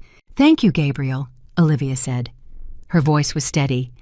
She had worked very hard for that steadiness, and it was real now, not performed, not managed, but genuinely hers. "You did the work," Gabriel said. "I just carried the papers." She hung up and looked at her mother. Her mother's face was doing several things at once: relief, grief, pride, the complicated expression of a woman who had watched her daughter disappear into a bad marriage year by year and had been kept at arm's length by a man who understood that isolation was his most effective tool and who had waited quietly for the call that never stopped coming, even when it went unanswered. "It's over," Olivia said. Her mother pulled her into a hug without saying anything, because some things don't need language, and they sat like that for a moment, just the two of them in a hotel room in Westchester, with Emma's pencil scratching in the next room, and the afternoon light coming through the curtains, and 7 months of careful, patient, terrifying work finally at rest. Then Emma appeared in the doorway, pencil still in hand, homework abandoned. She had her mother's eyes and her father's jaw, and an expression that was entirely her own, watchful, perceptive, quietly brave. "Is it done?" she asked. Olivia looked at her daughter. "It's done," she said. Emma crossed the room and climbed onto the bed between them and tucked herself under her grandmother's arm, and the three of them sat in the afternoon quiet, and it was the most ordinary and most extraordinary moment Olivia had experienced in years. They moved back to Brooklyn 2 weeks later. Not to the Westchester house that was listed for sale the same week the agreement was finalized, and the listing generated 3 offers within 10 days, which was gratifying in a purely practical way, and also deeply strange, watching strangers walk through the rooms where she had spent 9 years becoming smaller. She did not attend the open house. She did not need to see it again. She had found the new space 3 months before she left Ethan, back when she was still in the planning phase, still moving cash and meeting attorneys and keeping her face neutral across dinner tables. A former warehouse in Dumbo, the Brooklyn neighborhood where she had worked her first job out of design school, the neighborhood she had loved before she had been slowly, methodically, lovingly redirected away from everything she loved. The space was raw, high ceilings, brick walls, north-facing light that designers pray for, and she had paid the first month's deposit from a cash account Ethan had never known existed, using money from small withdrawals spread over 8 months. And she had stood in that empty space on a Tuesday afternoon in November and felt for the first time in years like herself. She had her name on the door by April. Crawford Design Studio. She kept the last name not for him, not to hold on to anything, but because it was Emma's name and it was hers, and she had earned it in every possible way. The first week she opened her phone rang constantly. Not clients, not yet, friends. The ones she had lost touch with over the decade of her marriage, the ones who had been gently, systematically edged out of her life by a man who understood that a woman with a strong social network was harder to control. They called now. They texted. They showed up with coffee, and with their own stories, and with the particular warm fury of people who had watched something happen to someone they loved and had not known how to intervene. Her friend Dana came on the 3rd day. They had known each other since their 20s had been close, in the way that only people who've been young and broke in the same city can be close. Dana had watched the friendship slowly go cold during Olivia's marriage, and had blamed herself, had assumed she'd done something, said something, that she had somehow failed to be the kind of friend worth keeping. She had believed that quietly for years. She came in the morning with 2 coffees and stood in the doorway of the new studio and looked at Olivia and said, I'm sorry I didn't fight harder to keep in touch. Olivia took the coffee from her hand. He made it look natural, she said. He was very good at making things look natural. That's not on you. Dana looked at her for a moment. Are you okay? Getting there, Olivia said, and then more quietly, ask me again in a year. They sat on the floor of the empty studio because there wasn't furniture yet, and they drank their coffees, and Dana talked about her life, and Olivia talked about Emma, and neither of them talked about Ethan, because Ethan was not at this point a subject that required much more discussion. He was a chapter that had closed, a very long, very difficult chapter, but closed. And what came next was not about him. Gabriel Reed called in the second week of April. The DA's office has accepted a plea agreement, she said. Document fraud. Roland Fitch is the primary defendant. The document service he connected Ethan to is folding entirely. Ethan agreed to cooperate with the state's case and pled to a reduced charge. Probation, no incarceration. Olivia absorbed that. How does that feel? Gabriel asked. She thought about it honestly. I didn't want him in prison, she said. I wanted him accountable. There's a difference. A pause. Emma needs to be able to see her father without visiting a prison. That matters. You're a better person than most, Gabriel said. No, Olivia said. I'm just a mother. She paused. How's Vanessa? A brief silence. She cooperated fully with the state's case. She'll likely face a civil liability filing from the estate, but she's cooperating so the exposure is limited. Another pause. Why do you ask? Because she was also a person he used, Olivia said. I don't forgive what she participated in, but I understand it. She looked at the brick wall across from her, at the afternoon light moving across it. He was very good at making people into instruments. It's what he did. Gabriel was quiet for a moment. Then, the civil case against the estate, the asset recovery. The first tranche transfers next week. $4.3 million restructured into payments per the agreement timeline. The first payment is significant. Good, Olivia said. Not with triumph, just with the practical satisfaction of someone who had done the work and was receiving what the work had earned. She hired her first employee in May. A young designer named Priya, 26, talented and energetic and entirely unintimidated by the fact that the studio had been open for less than 2 months. Priya walked in for the interview with a portfolio under one arm and a directness that reminded Olivia of herself at that age, before years of gradual diminishment had taught her to make herself smaller. Why do you want to work here? Olivia asked. Because you built this yourself, Priya said. From nothing, mid-career. After, she hesitated. After everything, Olivia said. Yes, Priya said. After everything. She looked at Olivia steadily. That's the kind of place I want to work. She hired her on the spot. Emma's first visit with Ethan happened on a Saturday in late April, 6 weeks after the agreement was finalized. Olivia had prepared for it carefully, not by coaching Emma on what to say or what to feel, but by making sure Emma understood that both things were allowed, missing her father and being angry at him, loving him, and being confused by him. That those feelings could coexist and none of them were wrong. Emma came home from the visit quiet and thoughtful, the way she got when she was processing something too big for immediate language. She sat at the kitchen table and ate the dinner Olivia had made, and then very carefully, as if handling something fragile, she said, "He seemed different." Olivia looked at her. Different how? Emma thought about it. Smaller, she said. Like not scary smaller. Just like he wasn't filling up all the air anymore. Olivia sat with that for a moment. Is that okay? She asked. Emma considered this with the absolute seriousness that 8-year-olds bring to things that matter. I think so, she said finally. I think that's better, actually. Olivia nodded. I think so too. Her mother called that night after Emma was in bed. How was the visit? It went, Olivia said. Emma said he seemed smaller. A silence. Then her mother said, Smart kid. She really is, Olivia said. And she meant it not just as a compliment, but as a recognition Emma was observant and perceptive and emotionally literate in ways that had been forged at least partly by surviving a childhood in a house where reading the temperature of rooms was a survival skill. That was the part that still hurt, that the qualities she most admired in her daughter had been sharpened by something that should never have had to happen. She sat with that the way she sat with a lot of things now, directly, without routing around it, without softening it into something more bearable. She had spent 10 years managing her own feelings into shapes that were convenient for someone else. She was done with that. The feelings could be what they were. In June, Marcus Webb called her directly. She hadn't spoken to him in 2 years.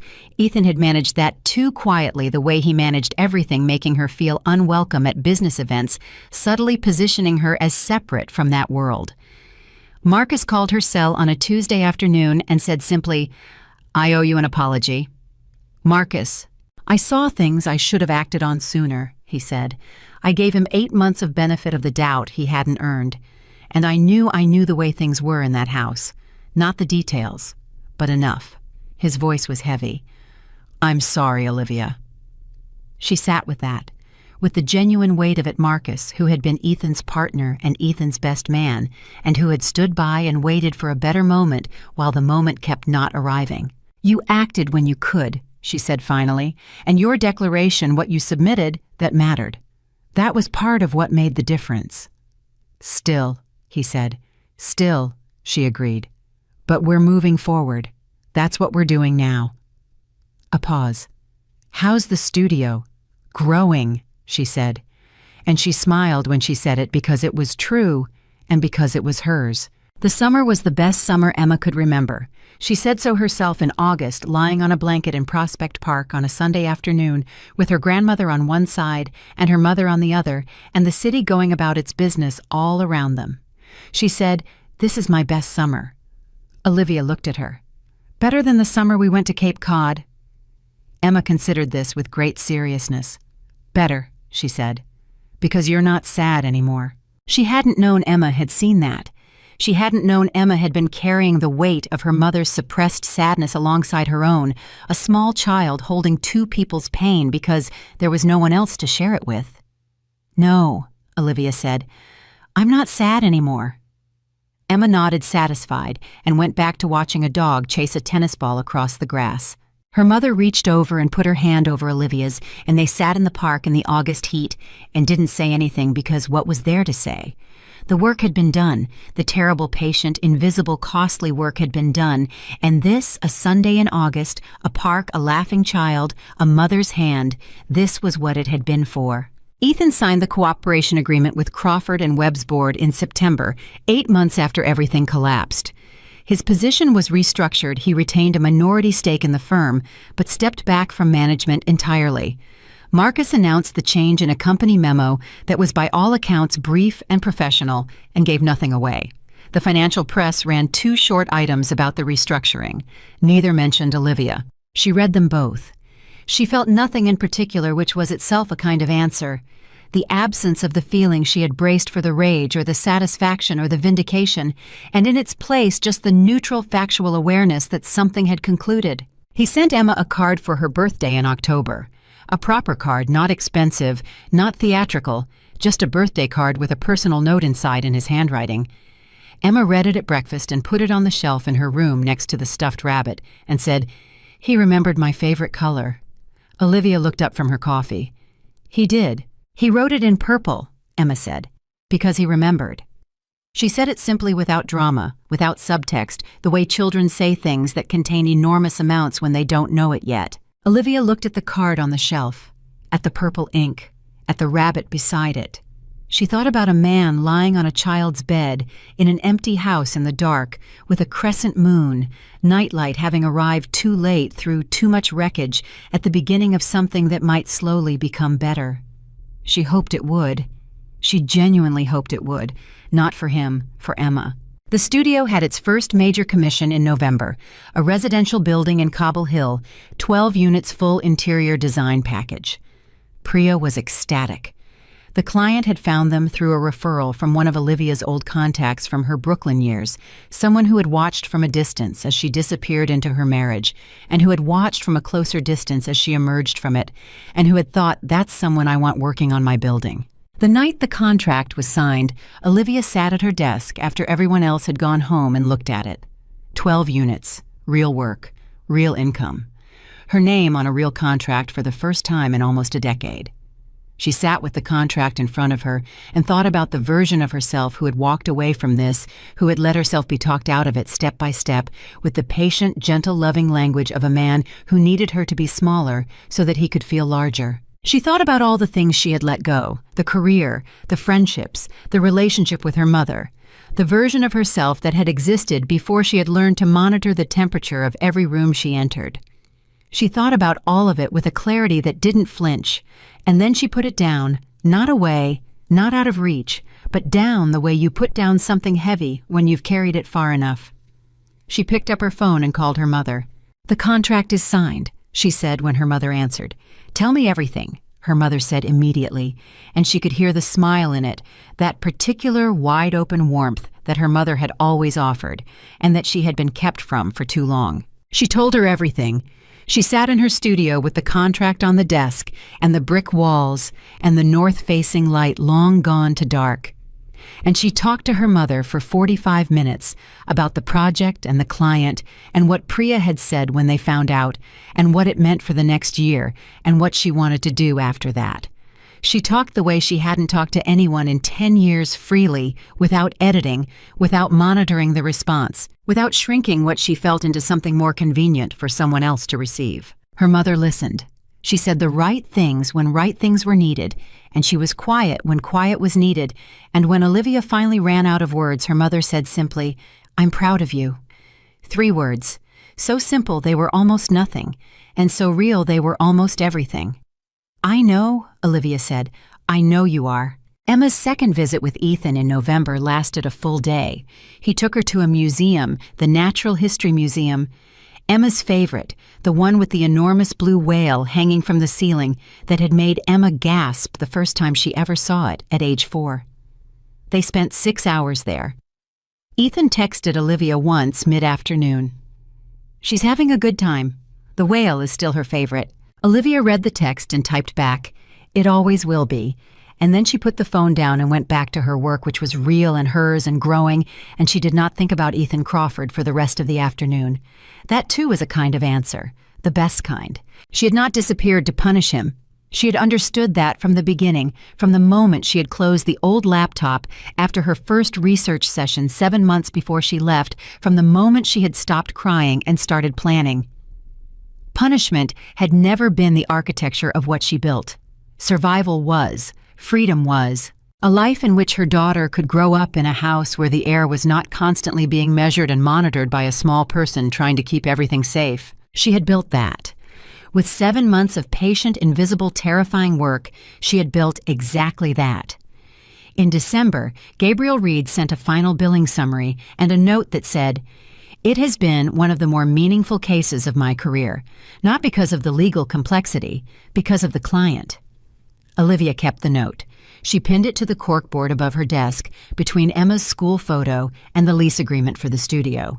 On the last day of the year, Olivia Crawford sat at her kitchen table in her Brooklyn apartment with a cup of coffee that was exactly the right temperature, and Emma beside her drawing something elaborate and complicated in a sketchbook, and her mother across from her reading a paperback novel, and the 3 of them sat in the ordinary warmth of a Sunday morning that belonged entirely to them. Olivia looked at Emma's drawing. "What is it?" she asked. "Our building," Emma said without looking up, "but with a garden on the roof." "We don't have a garden on the roof." "Not yet," Emma said. Olivia looked at her daughter, this small, perceptive, quietly brave person who had watched and waited and survived alongside her, who had carried more than a child should ever carry, who was already imagining gardens on rooftops and felt something so full it didn't have a clean name. Not happiness exactly, something larger, something that included everything that had been lost and everything that had been built and everything that was still becoming. She picked up her coffee. She drank it warm. Outside, the city moved. Life continued in all its ordinary, relentless, indifferent momentum. And inside a Brooklyn apartment, on the last day of a year that had broken everything and remade it a woman who had once been made invisible, sat in her own kitchen, in her own light, in a life that was entirely, completely, irrevocably hers. She had not come back broken. She had come back. And that was the whole story.